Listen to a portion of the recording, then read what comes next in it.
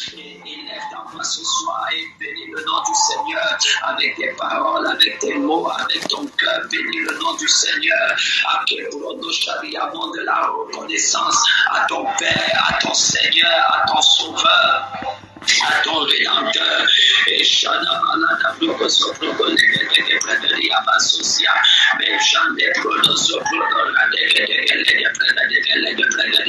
Radobo Sondo Velato Shanda Balade, Rodobalada Braga de Prédéria Socia Balade, et Branda Sokoto Shada Balato Sobrade, Radegala Braga de Rabobo Shanda Balada. Mazanda Kalada Parada, Radegaliamande, élève ta voix bien-aimée, Shabarado Koso Parada Gale,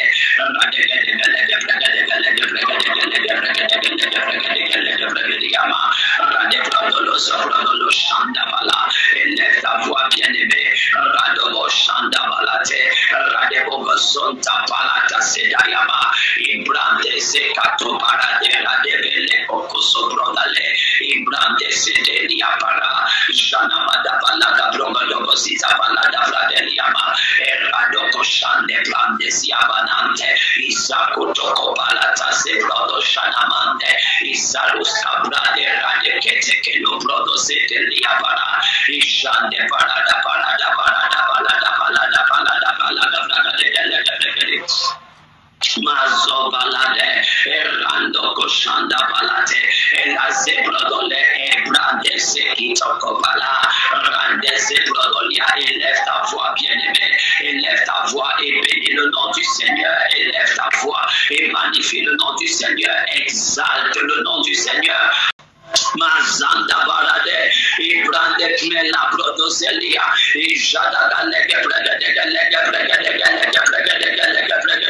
Radoso Brodoleta Namasisia, Ijane Keteketezisia, Ibarade, Ijana Kesisi, Ikotoko Shanda Barade, élève ta voix bien-aimée, et la Sebrodo Shanda Barada, élève ta voix bien-aimée, Radobo Sandele Ketoko Shanda Barada, élève ta voix, élève ta voix, élève ta voix bien-aimée. Maro sofena bera toko shambela tekrene vela de social mesu produce de production masha ya shandele production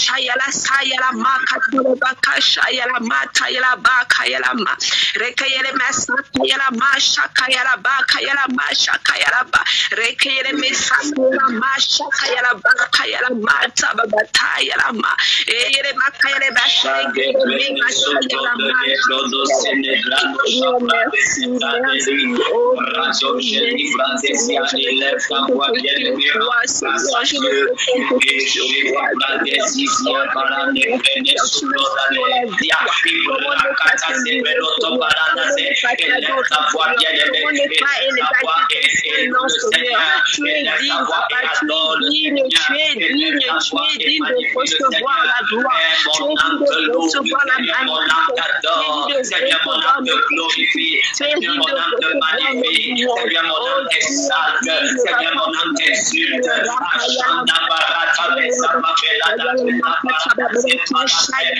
Barata Besa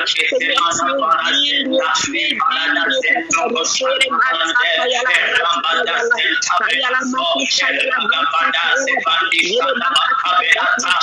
Sabena que fita la mente, Saros que brada se mandeli, Landes que sobrada se, Rabe que son todos sabena, y parata se quite manapara se, parada se quito verana, el labedo sobrotoria de siata, Estada parada se quite verana, Sabete quito, Saros que brada se talia, Rababa car je sais que c'est de là d'où me vient la paix, car je sais que c'est de là d'où me vient le bonheur, car je sais que c'est de là d'où me vient la joie, car je sais que c'est de là d'où me vient la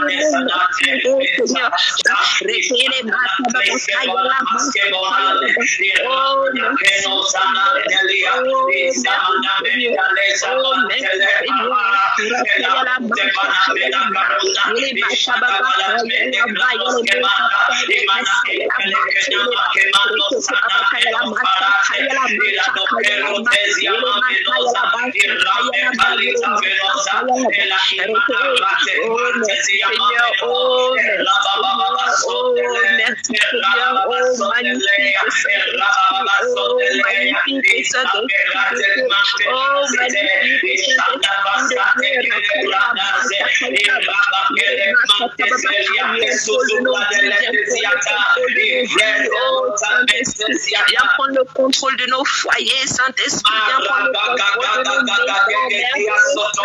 Viens prendre le contrôle de nos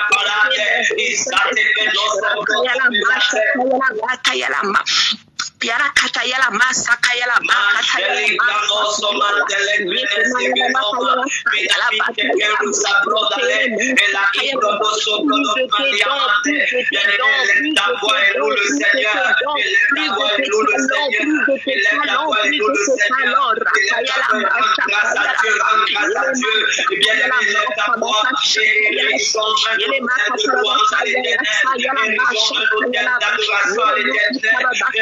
un hôtel d'action de grâce à l'Éternel. Élève ta voix et rends grâce à Dieu. Seigneur, on s'est allé venir. Seigneur, ta volonté dans ma vie, ta volonté dans ma vie, ta volonté dans mon foyer, ta volonté dans mon couple, ta volonté dans ma famille. Plus de toi, Seigneur, plus de toi, nous ne voulons pas y aller si tu n'es pas avec nous. Nous refusons d'y aller si tu n'es pas avec nous. Plus de toi, Seigneur, c'est à Dieu. Nous n'irons pas si tu n'es pas avec nous. Nous refusons d'y aller si tu n'es pas avec nous.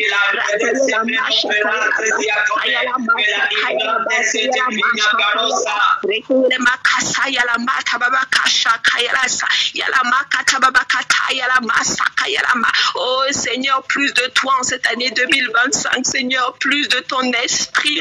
Élève ta voix, élève ta voix, Seigneur, plus de toi, plus de ton esprit, nous voulons plus de ton esprit. Élève ta voix, élève un hôtel d'adoration, élève un hôtel de louange à l'Éternel, élève un hôtel d'action de grâce.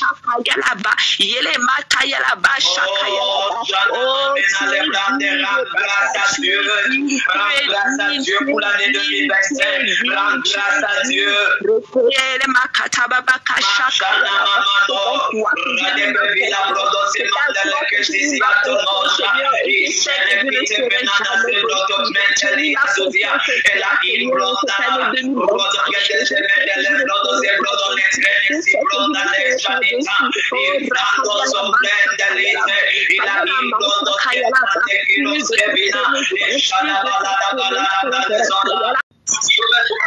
Oh, merci Père, merci Père, merci Père, merci Père, merci Père, merci Père. Bien-aimé, élève ta voix, rends grâce à Dieu. Dis-lui merci pour cette année 2025. Dis-lui merci pour tout ce qu'il a déjà accompli pour l'année 2025. Dis-lui merci pour chaque mois de l'année 2025. Dis-lui merci pour chaque semaine de l'année 2025. Grâce à Dieu, élève comme toi, qui est comme toi, Seigneur. Merci Seigneur, merci Seigneur, mon âme te dit merci Seigneur, mon âme est dans la joie quand on est à la maison de l'Éternel. Mon âme est dans la joie quand nous allons dans la parole de l'Éternel. Mon âme est dans la joie lorsque nous allons dans la présence de l'Éternel. Oh, merci Papa, merci Seigneur pour cette année 2025. Merci Seigneur, car tu es Alpha et Oméga en cette année 2025. Amen, au nom de Jésus. Au nom de Jésus-Christ. Amen. Amen. Amen. Amen. Au nom excellent de Jésus. Amen. Amen. Gloire à Dieu. Tendre Père Céleste, nous élevons ton Saint-Nom en cette soirée. Nous te magnifions et nous t'exaltons. Nous reconnaissons, Seigneur, la grâce et le privilège que tu nous accordes, Seigneur, de nous tenir dans ta présence. Seigneur, merci pour cette année nouvelle que tu nous as donnée, que tu nous as accordée. Père, nous te disons infiniment merci pour nos maisons, pour nos familles, pour nos enfants. Seigneur, pour toutes les personnes qui se recommandent à nos prières. Seigneur, nous te rendons grâce et nous prions que ton nom soit glorifié dans chaque domaine, dans chaque aspect de nos familles, de nos maisons, au nom puissant de Jésus-Christ. Amen. Amen. Amen. Au nom de Jésus. Amen. Amen. Amen. Amen. Gloire à Dieu. Amen. Bien-aimés, ouvrons nos Bibles ensemble, s'il vous plaît, dans le livre de Éphésiens, chapitre 1er. Éphésiens, chapitre 1. Bonsoir à tous, bonsoir à chacun, à toutes les personnes qui sont connectées sur Telegram. Que le Seigneur vous bénisse. Celles qui sont connectées sur WhatsApp, que le Seigneur vous bénisse abondamment. Celles qui sont connectées également sur Google Meet, que le Seigneur vous bénisse abondamment. Allons ensemble, mes frères et mes sœurs, dans le livre de Éphésiens, chapitre 1er. Éphésiens, chapitre 1er. Nous allons lire à partir du verset 15. Est-ce que je peux avoir, s'il vous plaît, un lecteur ou une lectrice? Je lis la parole de Dieu. Oui. Éphésiens 1er à partir du verset 15. Yeah.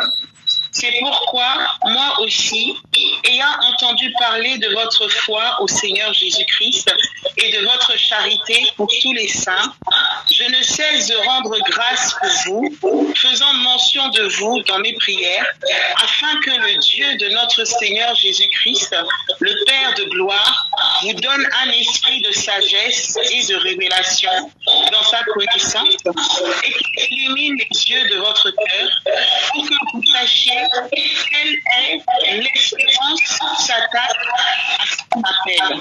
Amen. Est-ce que tu peux arrêter à ce niveau, maman, s'il te plaît, juste pour quelques minutes? Je vais reprendre le verset 17 et le début du verset 18. La Bible dit, afin que le Dieu de notre Seigneur Jésus-Christ, le Père de gloire, vous donne un esprit de sagesse et de révélation dans sa connaissance.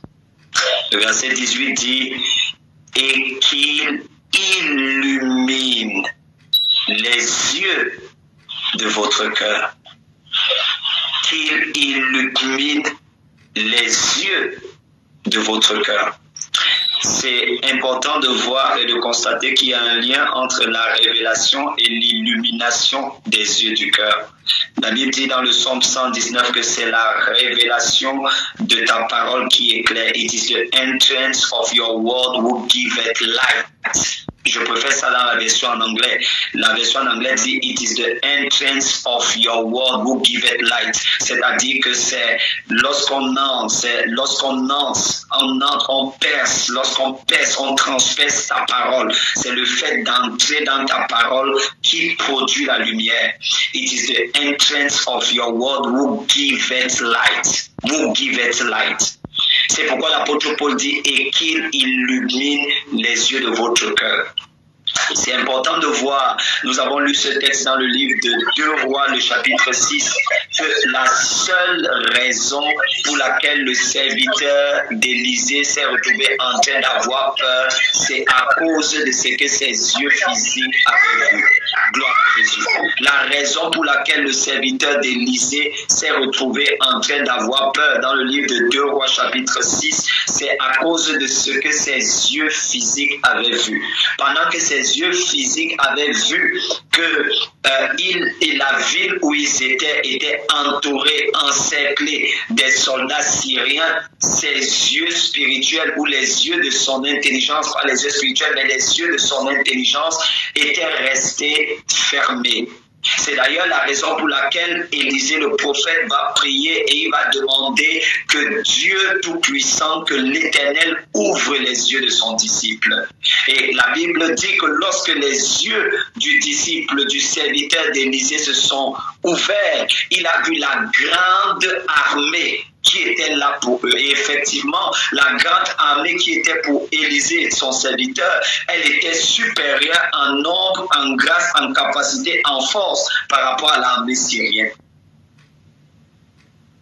Lorsque les yeux de notre intelligence sont fermés, sont obstrués, nous aurons toujours l'impression que les choses ne concourent pas en notre faveur.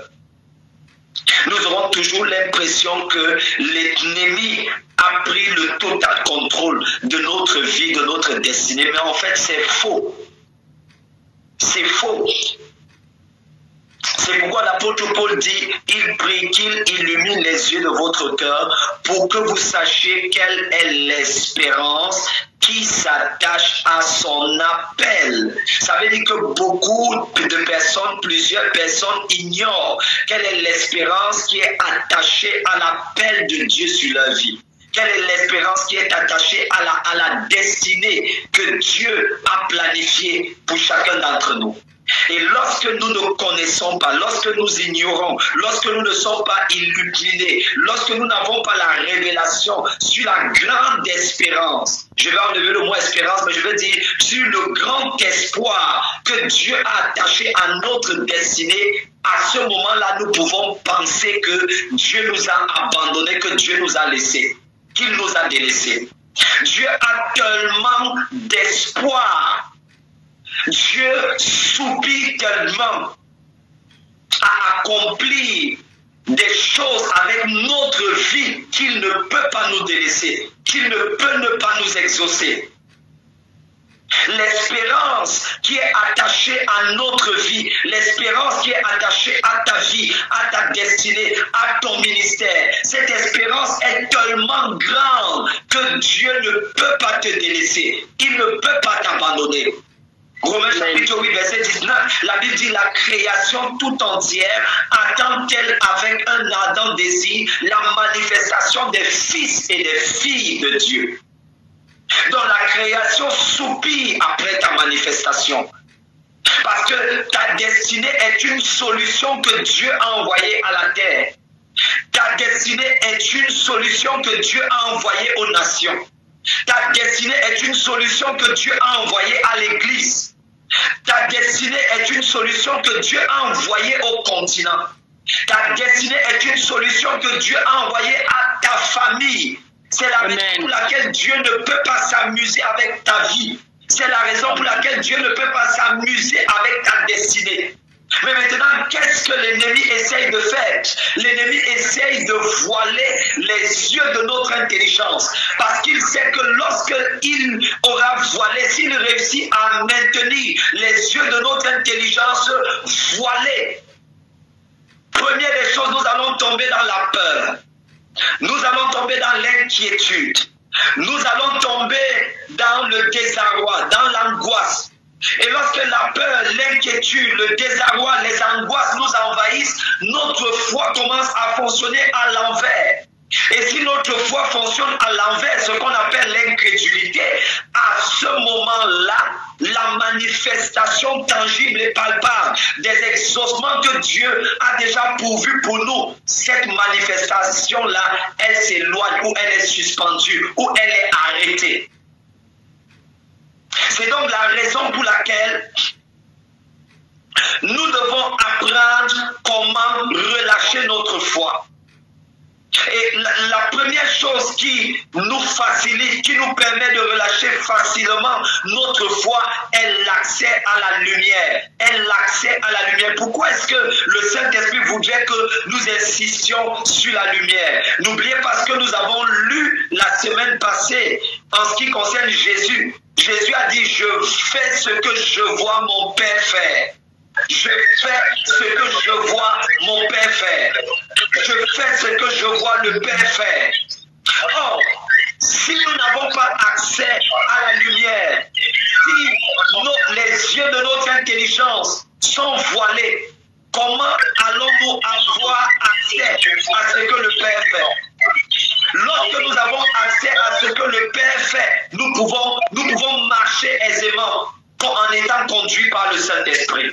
Est-ce que je peux avoir un amen? Amen. Amen. Est-ce que vous voyez dans ce passage que l'apôtre Paul, oh my God, il ne prie pas afin que Dieu donne les maisons aux chrétiens d'Éphèse. Il ne prie pas afin que Dieu leur donne les voitures. Il ne prie pas afin que Dieu leur donne les immeubles. Il ne prie pas afin que Dieu leur donne tous les biens et les richesses de la terre. Non, il prie simplement pour que Dieu illumine les yeux de leur cœur. Parce qu'il sait que si Dieu illumine les yeux de leur cœur, ils auront accès à toutes ces choses. Est-ce que je peux avoir un amen? Amen. Si les yeux de leur intelligence sont illuminés, ils sauront comment multiplier les richesses. Ils sauront comment multiplier les biens. Si les yeux de leur esprit, de leur cœur, de leur intelligence sont illuminés, ils sauront comment relâcher leur foi pour produire des miracles, pour produire des guérisons. Ils sauront comment relâcher leur foi pour opérer dans le ministère, pour opérer dans les dons spirituels. Mais tant que les yeux de leur intelligence ne sont pas illuminés, ils marchent dans les ténèbres. Ils marchent dans les ténèbres. Ils marchent dans les ténèbres. Yes. Et s'il te plaît, est-ce que tu peux continuer de lire, ma soeur, verset 18, tu peux reprendre ce verset en continuant, s'il te plaît. Oui. Yeah.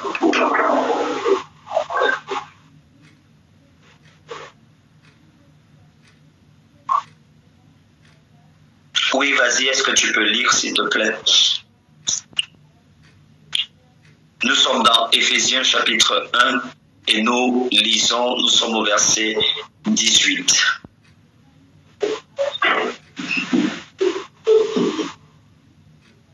Est-ce qu'il y a une personne disponible pour lire? Amen. Amen. Verset 18. Je prie qu'il illumine les yeux de votre cœur pour que vous sachiez quelle est l'espérance qui s'attache à son appel. Oui. Quelle est la richesse de son glorieux héritage au milieu des saints? Bien-aimé, écoute bien. Ça veut dire que Dieu a mis un espoir sur ta destinée. Ta destinée est attachée à un espoir. Dieu espère en ce qui concerne ta destinée. C'est la raison pour laquelle l'apôtre Paul prie. Il dit qu'il illumine les yeux de votre cœur pour que vous sachiez quelle est l'espérance qui s'attache à votre appel. Quelle est l'espérance qui s'attache à votre destinée? Votre destinée est importante pour Dieu. Votre vie est importante pour Dieu. Votre maison est importante pour Dieu. Votre famille est importante pour Dieu. Vos enfants sont importants pour Dieu. Gloire à Jésus. Oh, merci Père. Amen. Il dit qu'il illumine les yeux de votre cœur pour que vous sachiez quelle est l'espérance qui s'attache à son appel. Quelle est la richesse de la gloire de son héritage qu'il réserve aux saints. Waouh! quelle est la richesse de la gloire de son héritage qu'il réserve aux saints? Quelle est la richesse de la gloire de son héritage qu'il réserve aux saints? Ça signifie que tant que les yeux de l'intelligence de quelqu'un ne sont pas illuminés, la personne n'aura pas accès à la richesse de la gloire de l'héritage que Dieu lui a réservé. Et la Bible dit, et quelle est envers nous qui croyons l'infinie grandeur de sa puissance. Est-ce que tu vois ça? Quelle est envers nous qui croyons l'infinie grandeur de sa puissance, se manifestant avec efficacité par la vertu de sa force. Waouh! Je vais reprendre. Et quelle est envers nous qui croyons? Il dit, et quelle est envers ceux qui croient l'infinie grandeur de la puissance de Dieu, dont la puissance de Dieu se manifeste envers ceux qui croient. Elle est infinie. Il parle de l'infinie grandeur, d'une grandeur qui est infinie, d'une grandeur qui est infinitésimale, d'une grandeur qui n'a pas de limite, d'une grandeur qui n'a pas de limite. Il dit, afin qu'il illumine les yeux de leur intelligence, les yeux de leur cœur, afin qu'ils puissent connaître, qu'ils puissent savoir quelle est envers eux l'infinie grandeur de sa puissance, se manifestant avec efficacité par la vertu de sa force. Pourquoi donc, malgré le fait qu'il y ait cette portion d'écriture dans la Bible, plusieurs personnes, plusieurs enfants de Dieu des fois croient que lorsqu'ils prient, la puissance de Dieu ne se manifeste pas en leur faveur? Je peux te choquer. La puissance de Dieu ne se manifeste pas en ta faveur parce que tu ne fais pas d'erreur. Non, la puissance de Dieu se manifeste en ta faveur, pas parce que tu le mérites. La puissance de Dieu se manifeste en ta faveur pas à cause de tes œuvres. La puissance de Dieu se manifeste en ta faveur pas à cause de tes accomplissements. La puissance de Dieu se manifeste en ta faveur pas à cause de tes réalisations. Mais la puissance de Dieu se manifeste en ta faveur à cause du sacrifice de Jésus sur la croix. Est-ce que je peux avoir un amen? Dieu déploie sa puissance en ta faveur à cause du sacrifice de Jésus sur la croix. C'est la raison pour laquelle nous prions au nom de Jésus. Nous prions au nom de Jésus parce qu'au moment où notre prière finit par le nom de Jésus, Dieu est obligé de se souvenir du sacrifice que Jésus a accompli sur la croix. Dieu ne nous exauce donc pas parce que nous le méritons. Dieu ne nous Yes. Amen. Dieu ne nous exauce pas à cause de notre sainteté. Ce que je venais de dire, c'est compliqué. Ok, je vais reprendre. Dieu ne nous exauce pas à cause de notre sainteté. Dieu ne nous exauce pas à cause de notre justice. Parce que la Bible dit que la justice de l'homme est un vêtement souillé devant l'Éternel. C'est important que tu saches que la sainteté n'est pas l'origine. La sainteté n'est pas l'origine du salut. Mais la sainteté est le fruit du salut. Amen. Je vais reprendre. La sainteté n'est pas l'origine du salut, mais la sainteté est le fruit du salut. Quelle est la différence? Ce n'est pas la sainteté, ce n'est pas ta sainteté qui t'a amené à être sauvé, mais c'est ton salut qui t'a amené à la sainteté. Oh, je croyais que quelqu'un allait me donner Amen. La sainteté n'est pas l'origine du salut, mais la sainteté est le fruit du salut. Tu n'es donc pas sauvé parce que tu es saint, mais tu es devenu saint parce que tu as été sauvé. C'est pourquoi la Bible dit soyez saints, car je suis saint. Donc, la sainteté n'est pas le produit de notre force. La sainteté n'est pas le produit de nos capacités. Mais la sainteté dans notre vie est le produit de la mort de Jésus-Christ sur la croix. Ouais. C'est la raison pour laquelle Dieu ne fait pas les choses sur la base de notre mérite. Dieu ne fait pas les choses sur la base de nos accomplissements. Je peux te choquer. Dieu ne fait même pas les choses parce que tu donnes aux veuves et aux orphelins. Non, pas du tout. Si le salut venait du fait de donner aux veuves et aux orphelins, il y a plusieurs bandits de grand chemin qui iraient au ciel. Mais nous ne donnons pas aux veuves et aux orphelins. Nous ne donnons pas aux laissés pour compte parce que nous cherchons à être bénis, mais nous leur donnons parce que nous sommes déjà bénis en Christ. Éphésiens chapitre 1er, verset 3, la Bible dit, nous sommes bénis de toutes sortes de bénédictions spirituelles dans les lieux célestes, dans les lieux élevés. Est-ce que je peux avoir un amen? Amen. Amen. Amen. Amen. Amen.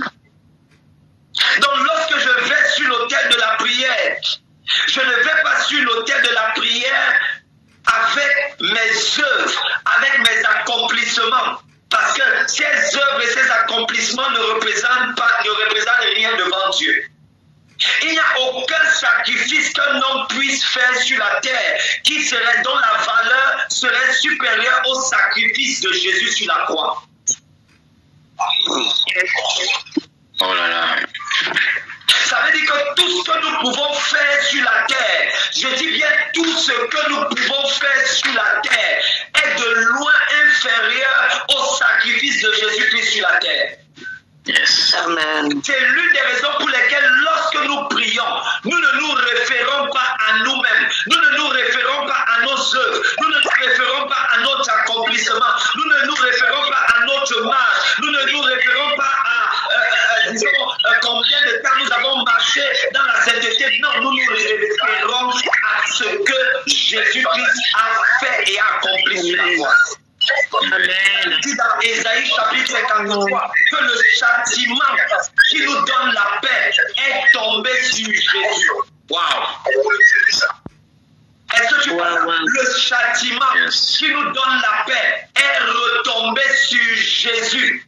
Ça signifie quoi? Ça signifie que la paix est notre héritage. Pas parce que nous méritons la paix, pas parce que nous travaillons pour la paix, mais la paix est notre héritage parce que Jésus est mort pour notre paix. Ça signifie quoi? Ça signifie que lorsque je constate que dans ma maison, il n'y a pas la paix, je ne commence pas à supplier Dieu en lui disant « Oh Père, donne-moi la paix ». Non, le Père nous a déjà donné la paix à travers Jésus. D'ailleurs, quand Jésus devait quitter la terre, il a dit à ses disciples, je vous donne ma paix, je vous laisse ma paix. Je ne vous donne pas ma paix comme le monde la donne, mais je vous laisse ma paix. Amen. Amen. Amen. Donc, nous sommes déjà dépositaires. Nous possédons déjà la paix de Jésus-Christ. C'est parce que nous possédons la paix de Jésus-Christ. Je vais donner à quelqu'un une révélation.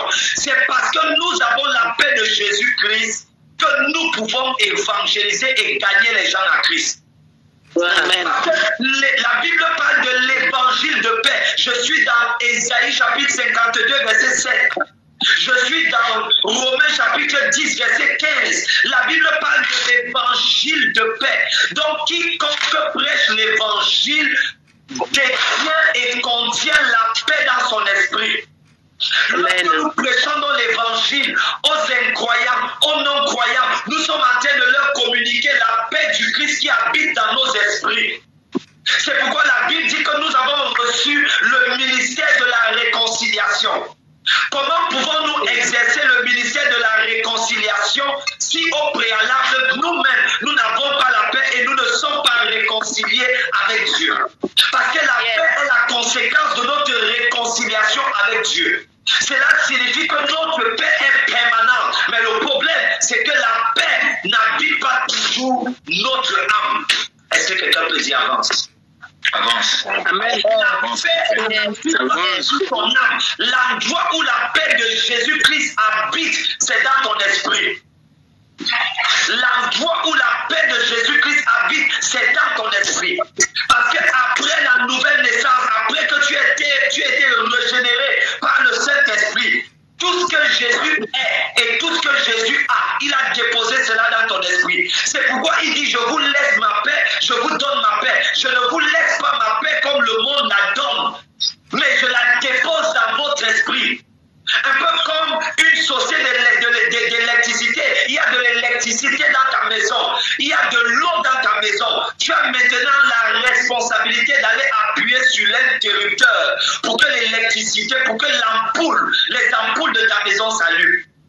Tu as donc besoin d'aller appuyer sur un interrupteur spirituel pour que la paix s'allume dans tous les domaines de ta vie.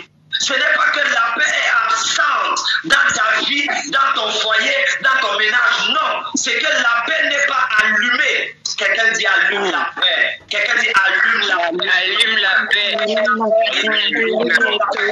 Allume la paix dans ta famille. Allume la paix dans tes relations. Amen. J'allume la paix dans ma famille.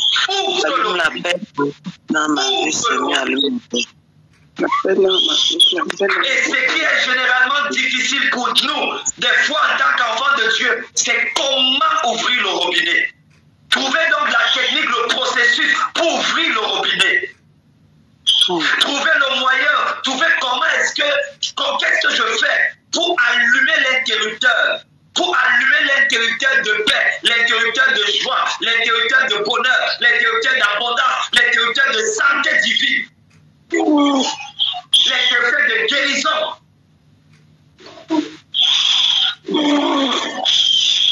Comment je fais pour allumer cet interrupteur? Et c'est ici la réponse.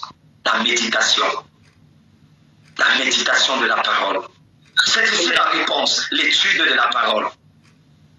C'est ici la réponse. La prière. La prière en langue. La prière. C'est ici la réponse. Les temps de jeûne. Ça veut dire que, mes frères, voici ce que le Saint-Esprit est en train de nous enseigner. De prier. Ne nous limitons plus à prendre des temps de jeûne et de prière pour avoir les choses comme les voitures, les maisons. Est-ce que les païens jeûnent pour ces choses? Est-ce que les mondains jeûnent pour avoir les maisons, les voitures et toutes ces choses? Pas du tout. Pas du tout. Ça veut dire qu'il y a des choses, il y a des vérités spirituelles, il y a des lumières spirituelles, il y a des choses qui viennent d'en haut. Et si nous réussissons à découvrir ces choses-là, les choses de la terre deviennent des évidences. Les choses de la terre commencent à nous suivre. Oui, c'est normalement ça. Les choses de la terre sont censées nous suivre. Est-ce que ce que nous partageons est en train de bénir quelqu'un? Est-ce que quelqu'un est béni par ce que nous partageons? Je vais entendre ton retour. Est-ce que tu es béni? Est-ce que je suis en train de être content?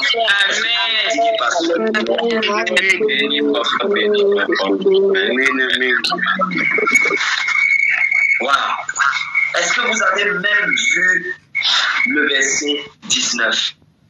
Il dit, et quel est envers moi qui crois, je vais personnaliser cela, et quel est envers moi qui crois l'infinie grandeur de sa puissance, se manifestant avec efficacité. Est-ce que vous voyez que Dieu lui-même, il utilise les termes économiques? On a expliqué le terme ou le mot efficacité. On a dit que l'efficacité, c'est le fait d'atteindre son but. Et la parole de Dieu dit ici que, et quelle est envers nous qui croyons l'infinie grandeur de la puissance, se manifestant avec efficacité par la vertu de sa force. Ça signifie que la puissance de Dieu dans ta vie ne rate jamais son but. Wow. Amen. Amen. La puissance de Dieu dans ta vie ne rate jamais ses objectifs. Elle est efficace. Elle est efficace. Quand elle est relâchée, elle atteint ses objectifs. Ce n'est pas comme un tirailleur qui tire partout, qui tire ailleurs et qui n'atteint jamais ses objectifs. Dieu est plus qu'un sniper. Plus qu'un sniper. Yes. Yes. Avec efficacité. Quelqu'un dit Dieu est efficace dans ma vie. La puissance de Dieu est efficace dans ma vie. Dieu est efficace dans ma vie. Elle est efficace dans mon ministère. Elle est efficace dans ma famille. Elle est efficace dans ma maison. Elle est efficace dans mes affaires. Je ne t'entends pas. Ouvre ta bouche, ouvre ton micro et commence à proclamer, commence à prophétiser.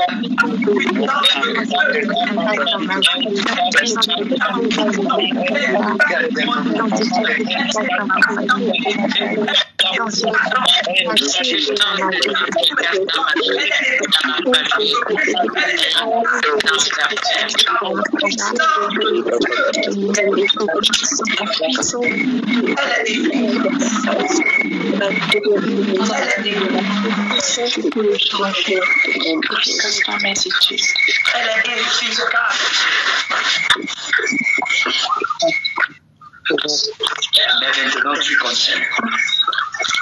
L'ennemi tente à nous faire croire que la puissance de Dieu est inefficace pour toi.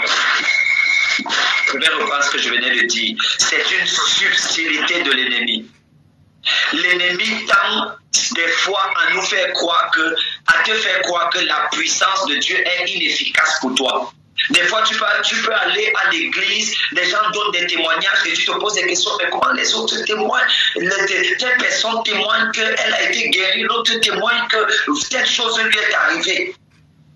Et des fois, l'ennemi place certaines personnes dans une position où ces personnes-là pensent que la puissance de Dieu est inefficace en ce qui les concerne. Non, c'est un mensonge du diable. C'est un mensonge du diable. Parce que la Bible dit clairement, et quel est envers nous qui croyons. Est-ce que tu crois? Est-ce que tu crois?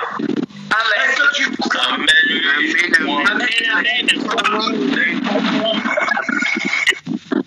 La Bible dit qu'elle est efficace envers nous qui sommes forts, envers nous qui sommes braves, envers nous qui méritons, envers nous qui ne faisons aucune erreur, envers nous qui ne faisons... Non. La Bible dit envers nous qui croyons. Nous qui croyons. Amen. Est-ce que vous savez que les gens nous ne sommes pas sauvés parce que nous ne péchons pas, mais nous sommes sauvés parce que nous avons la foi, nous avons cru. Nous ne sommes pas sauvés parce que nous ne péchons pas, mais nous sommes sauvés parce que nous avons cru. C'est pourquoi la Bible dit que Dieu a imputé à Abraham sa foi en justice. La foi d'Abraham, lui, a été imputée en justice. Ça veut dire que lorsque un enfant de Dieu relâche par exemple la foi, manifeste sa foi, Dieu utilise cette foi-là comme la justice, comme la justification. S'il te plaît ma sœur, lisons le verset 20 et nous allons conclure pour ce soir. Verset 20 jusqu'à la fin. Verset 20. Oui. Cette puissance, il a déployée en Christ quand il a ressuscité. Il a fait asseoir à sa droite dans les lieux célestes, au-dessus de toute domination, de toute autorité, de toute puissance, de toute souveraineté et de tout nom qui peut être nommé, non seulement dans le monde présent, mais encore dans le monde à venir. Oui. Verset 22. Il a tout mis sous ses pieds. Et il a donné pour chef suprême à l'Église, qui est son corps, la plénitude de celui qui remplit tout en tout. S'il te plaît, maman, lis encore attentivement et de façon articulée le verset 22 et 23. Verset 22. Il a tout mis sous ses pieds. Oui. Et il a donné pour chef suprême à l'Église. Attends, la Bible dit au verset 22, s'il te plaît, attends. Oh, merci Père. Verset 22 et 23, la Bible dit, il a tout mis à ses pieds et il l'a donné pour chef suprême à l'Église. qui est son corps. Donc l'Église est son corps. La plénitude de celui qui remplit tout en tout. Je vais lire ça dans la version en anglais, Amplified Bible. C'est écrit, and he puts all things in every realm in subjection under Christ's feet, and appointed him as supreme and authoritative head over all things in the church, which is his body, the fullness of him who fill and complete all things in all believers. Je vais lire en français une fois de plus. Il a tout mis sous ses pieds et il l'a donné pour chef suprême à l'Église. Église est écrit avec grand E. Donc ça, cette église-là ne désigne pas une assemblée, mais ça désigne l'église au corps de Christ. D'ailleurs, la suite, parce qu'il y a en français, il y a une mise en opposition, dont la suite explique ce qui précède. Qui est son corps? Donc l'église est le corps de Christ. L'église est le corps de Christ. La plénitude de celui qui remplit tout en tous. Et c'est parce que l'Église est le corps de Christ que Christ a donné l'autorité à l'Église. S'il vous plaît, ouvrons un peu nos Bibles dans Luc, chapitre 10, verset 19. Vous connaissez ce passage. Luc 10, verset 19. Merci, Père. Luc, chapitre 10, le verset 13e. 19e, autant pour moi. Luc chapitre 10, verset 19e, voici ce qui est écrit.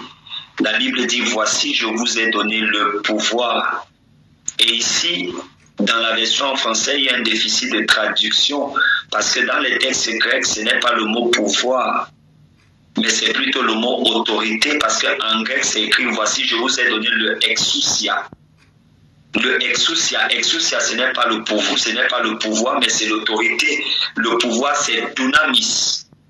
Le pouvoir, c'est dunamis. Donc, il dit, voici, je vous ai donné le exousia. S'il y a des personnes, par exemple, qui ont la version Strong Bible, à partir de laquelle vous pouvez voir, n'est-ce pas, l'explication de certains mots en hébreu ou en grec, vous allez voir que là, le mot pouvoir ici, c'est le mot grec exousia. Et exousia, ce n'est pas le pouvoir. Exousia, c'est l'autorité. Le pouvoir en grec, c'est le mot dunamis. C'est le mot dunamis. Et ce mot dunamis-là vient du mot, c'est de ce mot que a été décliné le mot dynamite. Dynamique, dunamis. Mais ici, il dit, voici, je vous ai donné le exousia. Pourquoi est-ce qu'il nous a donné le exousia? Il nous a donné le exousia, c'est-à-dire l'autorité. Il nous a donné l'autorité pour marcher sur les serpents et sur les scorpions et sur toute la puissance de l'ennemi, et rien ne pourra nous nuire. C'est parce que nous sommes son Église. C'est parce que nous sommes son Église qui nous a donné une telle autorité. Nous sommes son corps. Nous sommes son corps. Lui, il est la tête, il est le chef, et nous sommes son corps. Mes frères et sœurs, allons ensemble dans Matthieu. Matthieu, c'est peut-être le dernier texte pour ce soir. Matthieu, chapitre 18.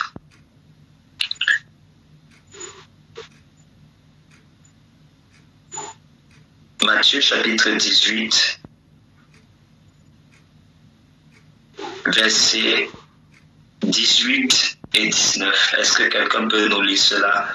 Matthieu chapitre 18, versets 18 et 19.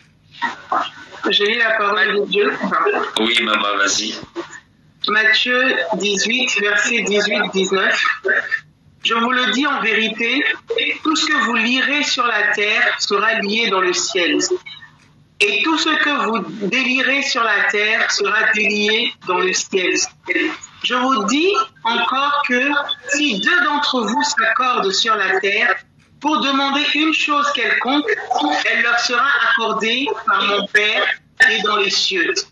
D'accord, j'ai une question à vous poser, mais à nous poser en réalité. J'ai une question à vous poser et à nous poser en réalité. Est-ce que Jésus est un menteur? Jamais.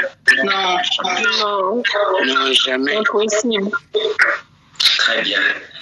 Donc, vous et moi, nous sommes d'accord que Jésus n'est pas un menteur parce que lorsqu'on essaye même de lire les Saintes Écritures, Jean chapitre 17, verset 17, la Bible dit que ta parole est la vérité. Jean, qu'est-ce que je dis? Non, chapitre 19, verset 23, la Bible dit Dieu n'est pas un homme pour mentir. Jésus se lève encore et il dit le ciel et la terre vont passer, mais ses paroles ne vont pas passer. Il dit que ses paroles sont éternelles. Mais maintenant, regardons par exemple ce texte en Matthieu chapitre 18, le verset 18. Le verset 18 dit, je vous le dis en vérité. Tout. Quelqu'un dit avec moi tout. tout. Quelqu'un dit encore tout. Tout. Regardez, il dit tout ce que vous lirez sur la terre sera lié dans le ciel. Vous savez, il y a un piège. Il y a un secret que l'ennemi connaît et c'est pourquoi il combat les couples et il combat les foyers, les ménages. L'ennemi sait qu'il y a une clé. Il y a une arme qu'on appelle la puissance de l'accord. La puissance de l'accord. La puissance de l'accord. Vous savez ce que l'ennemi, lorsqu'il vient, il attaque par exemple les couples, il attaque l'homme, il attaque la femme. Il ne veut pas que l'homme et la femme s'entendent. En fait, ce qu'il est en train de challenger, c'est l'accord. L'ennemi sait qu'il y a de la puissance, il y a une manifestation extraordinaire de la puissance de Dieu lorsque des gens réussissent à s'accorder. Lorsque le mari et sa femme réussissent à s'accorder. Lorsque au sein d'une famille, ils réussissent à s'accorder. Mais vous avez vu que même dans le livre de Genèse, chapitre 11, la Bible raconte l'histoire de la tour de Babel.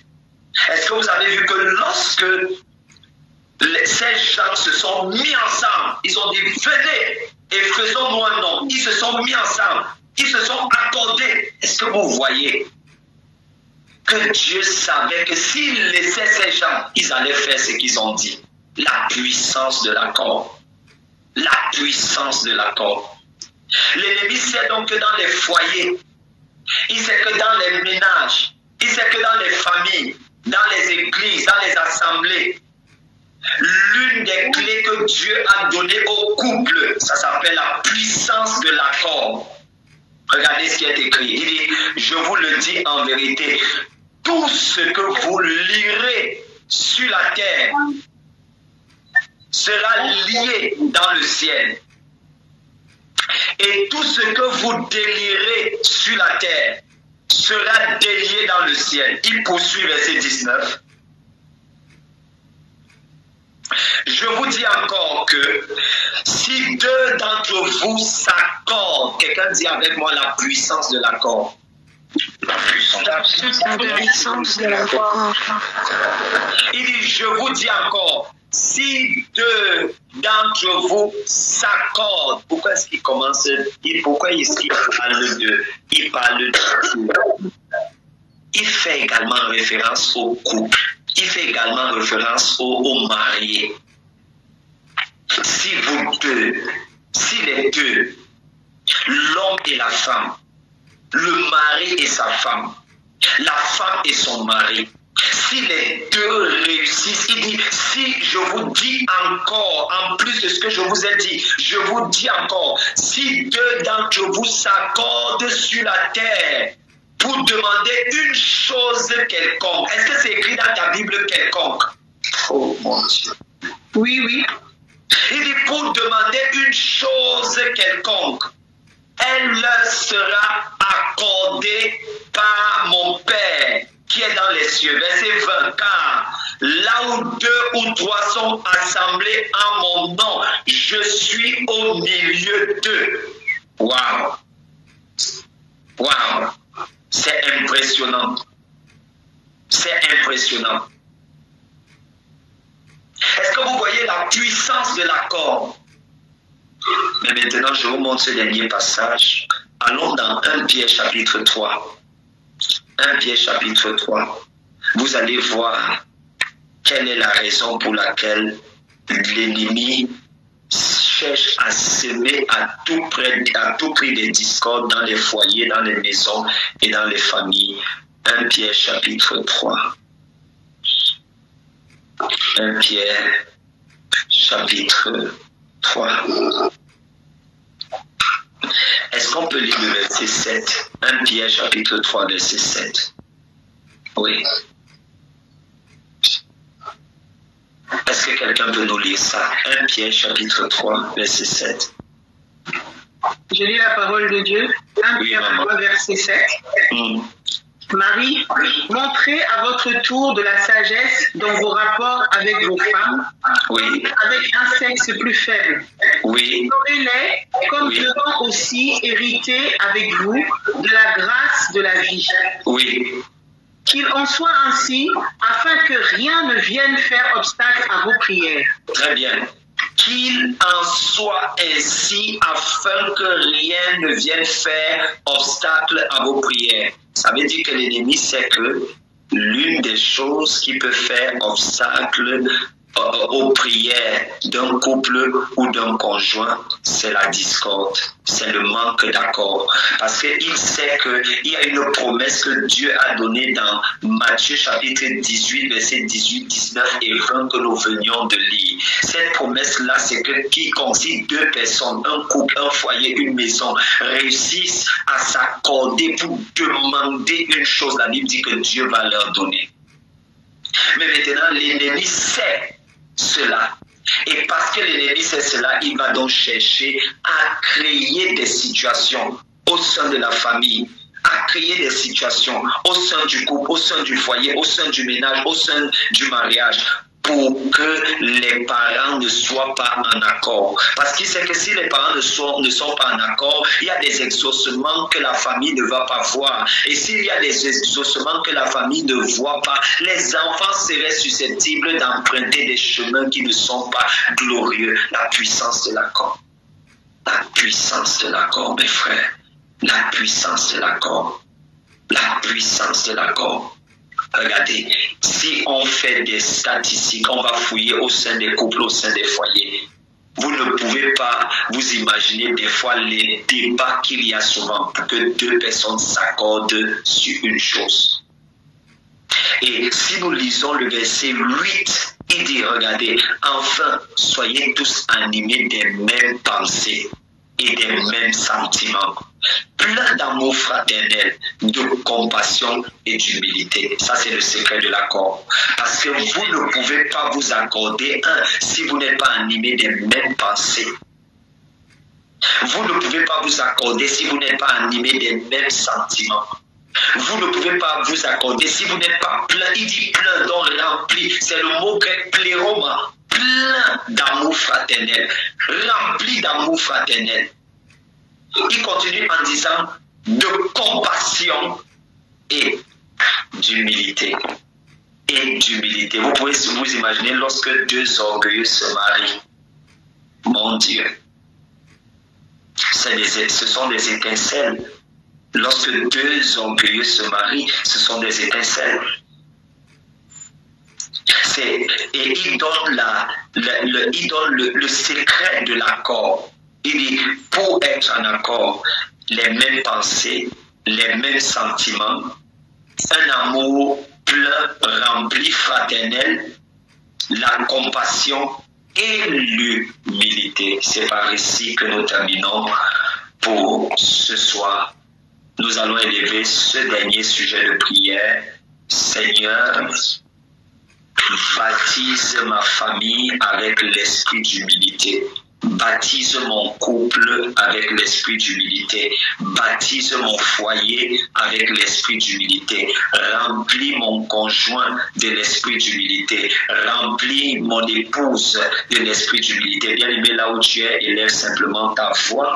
Élève ta voix là où tu es. Élève ta voix là où tu es, bien-aimé, et prions ensemble. Élève ta voix là où tu es. Élève ta voix là où tu es. Élève ta voix là où tu es, bien-aimé. Élève ta voix là où tu es. Élève ta voix là où tu es. Parle au Seigneur, parle à Dieu. Seigneur, remplis mon foyer, remplis ma maison de l'esprit d'humilité. Remplis mon foyer, remplis ma maison de l'esprit d'humilité. Élève ta voix et prie, Seigneur, remplis mon foyer, remplis ma maison de l'esprit d'humilité. Remplis mon foyer, remplis ma maison de l'esprit d'humilité. Élève ta voix et prie le nom du Seigneur. Seigneur, remplis ma maison, remplis mon foyer de l'humilité. Remplis ma maison, mon foyer de l'humilité. Élève ta voix, Seigneur, merci. Nous te rendons grâce, nous bénissons. Seigneur, remplis ma maison, remplis mon foyer de l'humilité. Remplis ma maison, remplis mon foyer de l'humilité. Seigneur, nous bénissons ton nom. Seigneur, nous te rendons grâce.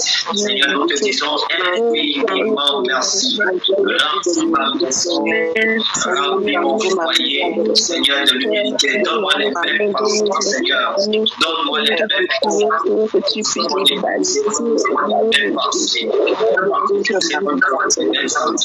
Bien-aimé, élève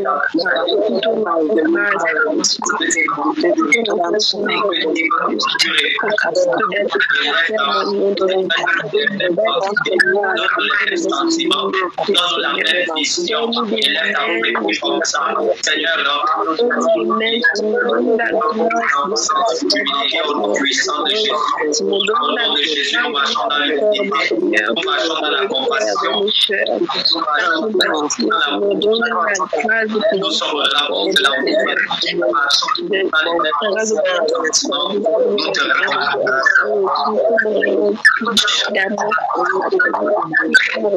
au nom puissant de Jésus. Au nom puissant de Jésus-Christ. Au nom souverain de Jésus-Christ. Au nom excellent de Jésus-Christ.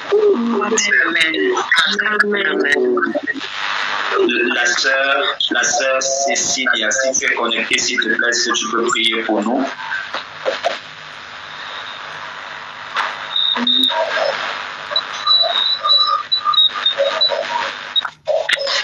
Alléluia. Amen. Éternel, mon Dieu, je te dis merci. Je te rends grâce pour ces moments que tu nous as permis de passer à ta présence. Merci pour ton serviteur que tu as mis à notre disposition. Merci pour le message qu'il nous a donné ce soir. Seigneur, je te demande de remplir chacune de nous d'un esprit d'humilité, Seigneur Jésus. Je te demande de remplir nos différentes familles d'un esprit d'humilité, Seigneur. Que l'humilité soit au cœur de nos vies, dans nos différentes familles, Seigneur. Seigneur, je demande de bénir tous ceux qui ont pris part à cette réunion. Je demande de bénir leur famille, Seigneur. Nous te confions cette nuit. Nous te demandons que tes anges campent autour de nous tout au long de cette nuit et que nous puissions nous réveiller demain matin avec de nouvelles forces pour te servir encore, Seigneur. Merci, Seigneur, pour tout ce que tu fais et tu feras pour nous, Seigneur, au nom puissant de Jésus. Amen. Amen.